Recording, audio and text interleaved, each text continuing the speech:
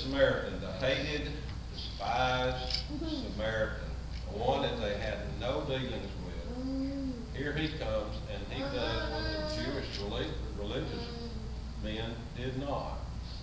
He took the person, he bound his wounds, he poured oil and wine, he set him on his own animal, and brought him to an inn, and took care of him. He left money with the innkeeper, with a promise to pay if they owed anything else. He gave of his time, his money. He had compassion and his mercy. Like I said, I don't know if that's a true story, but it's an example of a story that could have happened. The story I'm getting ready to tell about the good Alabama fan is a true story. And it's a story, it goes like this. On October 14th, 1995, Auburn was playing Florida. It was a rainy day. My mom and dad, who many of you know was a big Auburn fan, would always go down to the game. And Dick and I oftentimes went with them, drove them down. And most of the time that was the way it worked. This particular day was a little different. There was a change in the plan. Our daughter Heidi had a band competition in Clinton after the Auburn, Florida game. And so we were going to go to the Auburn, Florida game, then go over to Clinton to the band competition. So we could not be involved with going down with them. So my mom and dad, they drove themselves, age 77 and 75. Let's get in the van and go. It's raining. I don't care. Let's go. They got down near Auburn, near what I believe it was near Waverly or somewhere on the road going into Auburn. The van broke down. Dad got out, popped the hood, determined it was something he could not fix. And so he's standing beside the van with his big orange and blue umbrella, huge thing, one of the big ones, looking forlorn. He probably had his Auburn Tiger tail hanging out the back of the van, like he always did. And I'm pretty sure he had his Auburn flag flying out the window. It was, you couldn't mistake the fact he was an Auburn supporter. This was before cell phones, so we couldn't just grab a cell phone and call us to come help. And yet car after car after car went by, busily headed down to the big game. I don't have time to stop and help that gentleman. I don't have time. I've got to meet my party down by the game. The game's about to start here in another 3 hours. So I've got to hurry on down. You know, I'm pretty sure that in those cars that passed by, there were people who call themselves Christians.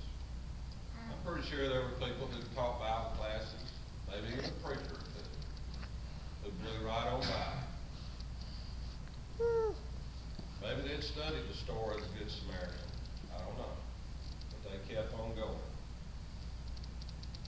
No time. Too busy. I've got other things to do. It reminds me, just kind of a sidebar, the story that read in the paper a few years ago about a theology professor who purposefully set up an injured man on the street. And his class had been studying the Good Samaritan, and he asked several of his students to take some papers down to another professor down the street, and they would pass by the injured man, and none of his students stopped to help. They had it on their mind, but they were too busy. And the same thing happened here. Back to our story. Finally, a car stopped to help. Lo and behold, it was an Alabama fan. That hated rival guy, that despised person that we just can't stand. And I say that with tongue in cheek. He and his wife have been given tickets to the Alabama or to the Auburn, Florida game and decided to go. So they were going to the game too. They stopped. They worked with Dad to determine what the problem was with the car. They decided it was the alternator had gone bad, and so they jumped him off to maybe get him to the game. And it was his car started, but it was determined that the Alabama fan, I'll follow you, and we'll make sure you get to the game. Well, Dad's car did not go very far. The juice that they had jumped him with ran out fairly quickly, and so he pulled back over. The Alabama fan pulled back in behind him. And so it was determined that they would just take Mom and Dad to the game. And that's what they did. They pulled them right up in front of the stadium and let them out. And of course, by this time, Debbie and I, we were at the game too. We were in our seats, it's pouring down rain. And we hear a page over the loudspeaker, "Steve Wade of Trussville, Alabama, go to the emergency." Oh. Well, our heart was racing. Of course, we didn't know what was going on. But when we got down to the designated place, there was a big mini Wade reunion. Because every Wade that was at the football game ran down to the emergency place and found out what was going on. And Dad told a story about he just needed a ride home, basically. Dad ended up riding back to Trussville with my brother and having his van towed to the repair shop, getting it repaired. Bob Mitchell's involved with this story too, because Bob ended up taking Dad down the next week and to retrieve his car once he got repaired. So now, who was neighbor to my mom and Dad? It was the one who showed the passion and the one who stopped to help. The parallels are fairly obvious. A certain man was traveling in the story of the Good Samaritan. Mom and Dad were traveling. The man was robbed and left for dead. Dad and Mom, not quite that bad, but the car broke down. Rainy day. The priest and Levite passed by. And many Auburn fans and others passed by with their various excuses. The Good Samaritan took care of that injured man, carried him to an inn on his own animal. The Alabama fan ended up helping Mom and Dad in a similar way, following him, then eventually getting him on his own animal, getting him in their own car, and carrying him to the stadium.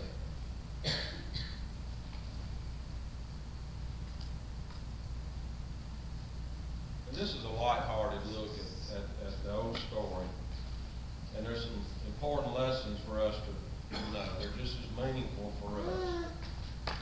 And I'm not knocking Auburn fans. We've all been in that car and gone by those people on the side of the road, whether it's a game or not going on. And we've all got our excuses.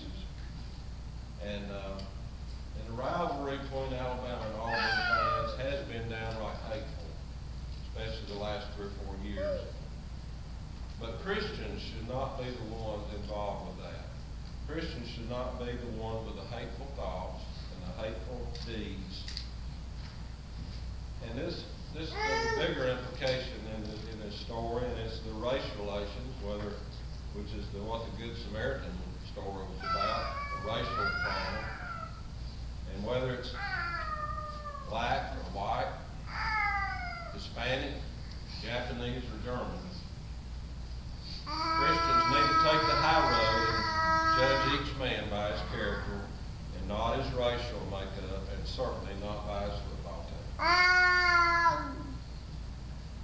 We have many opportunities to do good daily. The internet has made us a smaller world. And we don't need to be driving down the road to look for opportunities to help people.